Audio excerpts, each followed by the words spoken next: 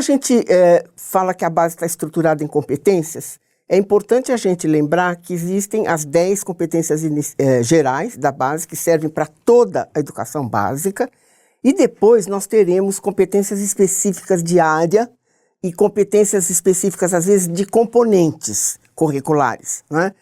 Por exemplo, a área de linguagens e a competência específica, por exemplo, de língua inglesa. Então, todo este foco em competências diz respeito ao fato de que nós preferimos fazer uma opção de ter uma definição dos resultados em termos de ações e de ações numa situação.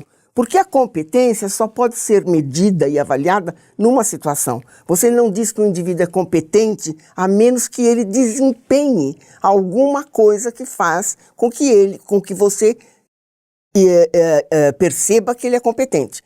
Toda vez que o médico entra numa sala de cirurgia, por exemplo, ele vai ser competente na medida em que for bem sucedido e que ele responder a essa situação de maneira correta, de maneira, como a gente bem diz, competente. Por que a gente insiste nessa questão? Porque a competência é a única maneira que você tem de tornar os resultados da educação visíveis e possíveis de serem estimados, de serem ajuizados, de serem comentados, não é?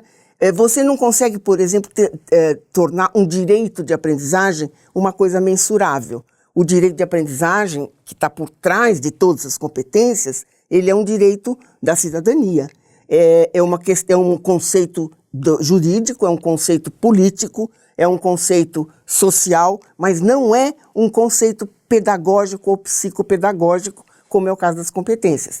O currículo tem uma inspiração na área jurídica, na área dos direitos, etc., mas a sua execução é uma questão pedagógica.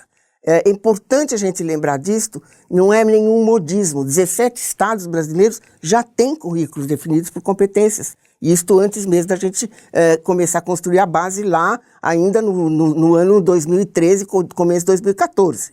Além disto, o mundo inteiro caminha para uma organização de currículos por competências, porque é onde você pode fazer comparações muito mais acuradas entre países, entre regiões. Uma coisa é eu trabalhar com conteúdo que explicita o que deve ser ensinado. E outra coisa é explicitar na competência o que é exatamente que o aluno tem que aprender. É óbvio que, se eu extrapolo isto, eu posso comparar, medir as aprendizagens, etc, etc. Mas da mesma maneira, quando se diz o que é que se espera que o aluno aprenda, a competência que ele desenvolva, o seu compromisso maior está sendo com as aprendizagens desses alunos. E nesse sentido, eu acho que a gente está muito mais dentro do espírito da LDB desde os anos 90, porque a LDB mudou o foco do ensino para a aprendizagem. Isso é uma coisa importante da gente lembrar com os educadores brasileiros. Já em meados dos anos 90, este país se colocou comprometido não mais com o ensino, se colocou comprometido com a aprendizagem. De modo que se você disser, eu ensinei e ninguém aprendeu, não ensinou, porque a aprendizagem não aconteceu. Por que a competência permite você fazer isso? Porque ela expressa, como bem disse a professora Gislene, uma aprendizagem que pode ser vista, uma aprendizagem que pode ser, de alguma maneira, apalpada, não é?